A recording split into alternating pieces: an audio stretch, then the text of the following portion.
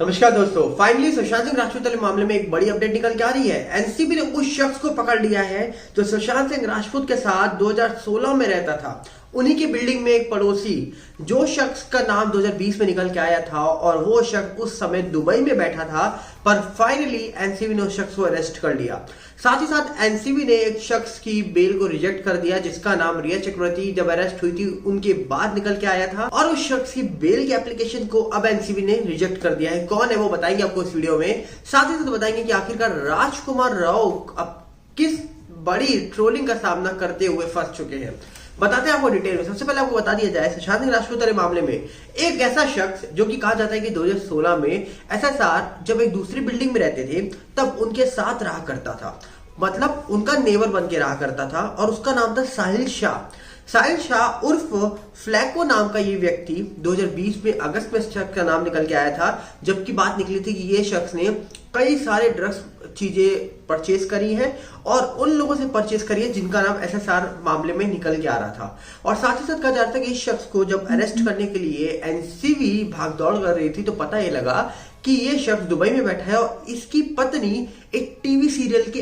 Actress है, और आज तक कभी ये बताया ही नहीं गया कि इनकी पत्नी कौन से टीवी सीरियल में काम करती है और कौन है इनकी पत्नी। उनका नाम आज तक कभी बाहर निकल के नहीं आया। पर अब कहा जा रहा है कि कल ये व्यक्ति एनसीबी के दफ्तर पहुंच चुका, अब इससे पूछताछ होगी, आगे डिटेल जानी जाएगी। पर पूरी डिटेल आपको मैं पहले सुना देता हूं एक रिपोर्ट के माध्यम से, जो कि टाइम्स ऑफ इंडिया की रिपोर्ट बता रही है। आप खुद सुनिए पूरी डिटेल, एक बार देखिए जरा। टाइम्स ऑफ इंडिया की रिपोर्ट के अनुसार नार्कोटिक्स कंट्रोल ब्यूरो ने दिवंगत अभिनेता सुशांत सिंह राजपूत के पड़ोसी साहिल शाह उर्फ को गिरफ्तार किया है, जो 8 महीने से फरार था। एनसीबी के अधिकारियों ने दावा किया कि फ्लैको का नाम पहली बार 2020 में सामने आया था।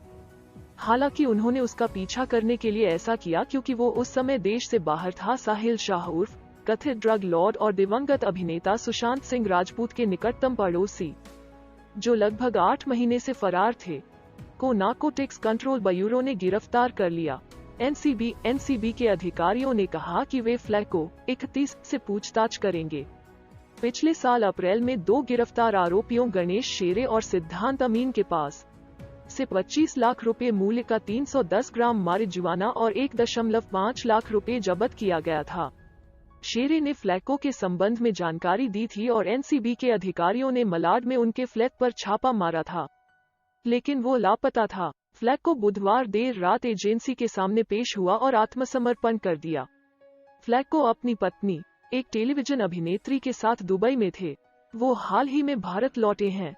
एनसीबी के अधिकारियों ने कहा कि फ्लैको का नाम तब भी आया था जब उन्होंने राजपूत से जुड़े ड्रग्स मामले में अगस्त 2020 में पहले 2 आरोपियों करण अरोड़ा और अब्बास लखानी को गिरफ्तार किया था, लेकिन चूंकि वो देश से बाहर था इसलिए उन्होंने ज्यादा पीछा नहीं किया और भारत में संदिग्धों पर ध्यान केंद्रित किया। इस पूरी डिटेल में आपने जाना कि ये व्यक्ति कौन है और ये शख्स का नाम कब निकल के आया था। साथ ही साथ आपको मैं सुनाता हूं कि किस तरीके से एक व्यक्ति, जो कहा जा रहा है कि रिया चक्रवर्ती जब अरेस्ट हुई थी एनसीबी के द्वारा, तब इस व्यक्ति का नाम निकल के आया था जिसका नाम था अनुज केसवानी। अनुज केसवानी कहा जा रहा है कि ये शख्स अरेस्ट हुआ था एसएसआर मामले में, जो ड्रग्स मामला निकल के आया था। इस पूरे मामले में अरेस्ट होने के बाद ये आज तक बाहर निकल के नहीं आया। कहा जा रहा है कि इस शख्स ने अभी बेल एप्लीकेशन के लिए अप्लाई किया और कल कोर्ट ने इसकी एप्लीकेशन को रिजेक्ट करते हुए जो बातें कही हैं वो आप खुद डिटेल में सुनिए, देखिए जरा। एक विशेष एनडीपीएस अदालत ने गुरुवार को दिवंगत बॉलीवुड अभिनेता सुशांत सिंह राजपूत की प्रेमिका रिया चक्रवर्ती के साथ सह आरोपियों में से एक अनुज केशवानी द्वारा दायर जमानत याचिका को खारिज कर दिया। उसे कथित तौर पर narcotic drugs and psychotropic substance NDPS अधिनियम के तहत प्रतिबंधित दवा एलएसडी की एक व्यावसायिक मात्रा के कब्जे में पाया गया था। बम्बई उच्च न्यायालय ने पिछले नवंबर में गुजरात फोरेंसिक साइंस लेबोरेटरी को 6 सप्ताह के भीतर अपनी रिपोर्ट विशेष एनडीपीएस अदालत को सौंपने का निर्देश दिया था। एलएसडी वजन का निर्धारण करते समय कागज को बाहर रखा जाना चाहिए। एचसी ने कहा, गुजरात एफएसएल को एलएसडी वाले प्रत्येक ब्लॉट पेपर का वजन देना होगा। एफएसएल ने 31 दिसंबर 2021 को एनडीपीएस कोर्ट को अपनी रिपोर्ट में कहा कि व्यक्तिगत ब्लॉट पेपर से एलएसडी की उपस्थिति की जांच करने के लिए आगे पुनः विश्लेषण करना संभव नहीं था, क्योंकि सभी ब्लॉट पेपर से निष्कर्षण प्रक्रिया की गई थी। केशवानी 2020 में अपनी गिरफ्तारी के बाद से तलोजा केंद्रीय जेल में है, जबकि एचसी ने अक्टूबर 2020 में रिया को जमानत दी थी। विशेष एनडीपीएस ट्रायल कोर्ट ने उसके भाई और सह आरोपी शोएब को दिसंबर 2020 में यह कहते हुए जमानत दे दी थी कि वो जब्ती से चिंतित नहीं है। सह आरोपी केशवानी से एलएसडी की व्यावसायिक मात्रा एलएसडी एक मतिभ्रम वाली मादक दवा खपत के लिए ब्लॉटर पेपर पर छोटे बिंदुओं के रूप में रखी जाती है। नार्कोटिक्स कंट्रोल ब्यूरो एनसीबी ने दावा किया था कि मुंबई निवासी 31 वर्षीय केशवानी के पास पिछले सितंबर में 0.62 ग्राम एक व्यावसायिक मात्रा पाई गई थी।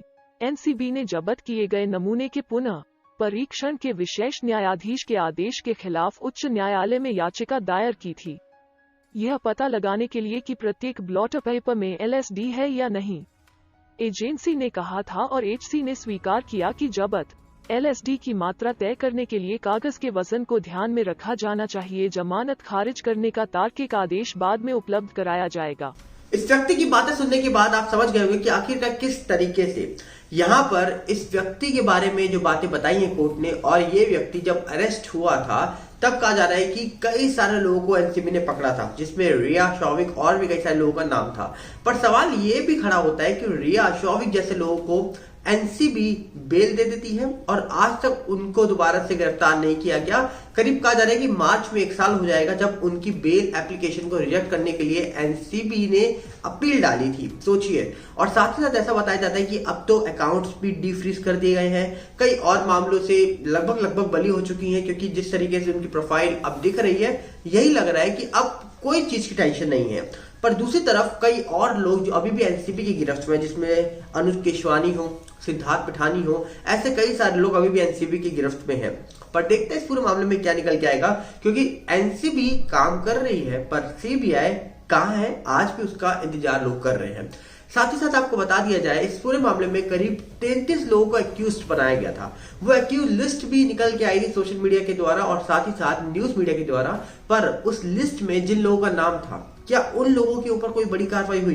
क्योंकि ऐसा कहते हैं कि ये लिस्ट जो निकलती है एक्यूज्ड वाली, इसके बाद पूरी चार्जशीट तैयार हुई। चार्जशीट तैयार होने के बाद कई सारे लोगों के नाम निकल के आए, पर आज करीब मामला 1.5 साल के ऊपर जा चुका है, पर कोई अपडेट नहीं।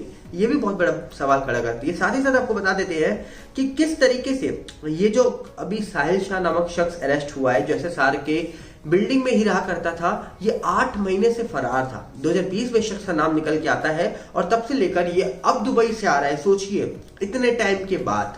तब तक ये व्यक्ति कहां था जब तक इसका नाम बहुत ज्यादा गूंज रहा था, और अचानक से जब ये पूरा मामले में कुछ बड़ी अपडेट निकल के नहीं आ रही, तो अचानक से इस व्यक्ति का नाम भी निकल के आ रहा है। अब ऐसे कहा जा रहा है कि पूछताछ होगी, पर देखते हैं क्या होता है आगे। साथ ही साथ आपको बता दिया जाए, राजकुमार राव जो बॉलीवुड इंडस्ट्री में काम करते हैं, राजकुमार राव को अब ट्रोलिंग का सामना करना क्यों पड़ रहा है? ऐसा बताया जा रहा है कि राजकुमार राव ने एक फोटो शेयर करी जो कि इनकी पत्नी की फोटो थी। उस फोटो को जिस तरीके से अपलोड किया गया, जिस तरीके से क्लिक किया गया, अब कई लोगों की जो मेंटेलिटी होती है, उनकी सोच इतनी बद्दी हो गई कि उन्होंने उस फोटो को किस तरीके से देखा, अब ये आप समझ सकते हैं इस फोटो को देखने के बाद। पर कहीं ना कहीं ये फोटो अगर हम नॉर्मल तरीके से देखें, तो अगर इसको ध्यान से आप गौर करके देखोगे तो ये लगेगा कि यहाँ पर राजकुमार की राव की जो वाइफ है वो बैठी हुई है और पीछे मिरर है, मिरर में उनका रिफ्लेक्शन दिख रहा है, ना कि वो जिस तरीके से लोग सोच रहे हैं वैसे बैठे पैर चढ़ाकर। तो कई सारे लोगों की सोच इस तरीके की थी, तो उनको कहा जा रहा है कि ट्रोलिंग का सामना बहुत बुरी तरीके से करना पड़ा। कई ऐसे कमेंट्स आए जिसके कारण राजकुमार राव ने उस फोटो को डिलीट कर दिया। पर तब तक उस फोटो में कई सारे मीम्स बन चुके थे, कई सारे लोगों ने उसमें भद्दे कमेंट कर चुके थे लोग, और कई सारे लोग ट्रोल कर चुके थे। पर अब कहा जा रहा है कि उस फोटो को ट्रोल करने से बचाने के लिए उन्होंने डिलीट कर दिया उस फोटो को। पर आपकी राय क्या है इस फोटो के बारे में? और साथ ही साथ सुशांत सिंह राजपूत के वाले मामले में एनसीबी ने आखिरकार एक बड़ी अपडेट दी है, और ये अपडेट निकल के तब आई है जब अब एनसीबी के जोनल डायरेक्टर चेंज हो चुके हैं। समीर वानखेड़े जी अब एनसीबी के जोनल डायरेक्टर नहीं है। मिलते हैं बहुत जल्दी। नमस्कार, जय हिंद।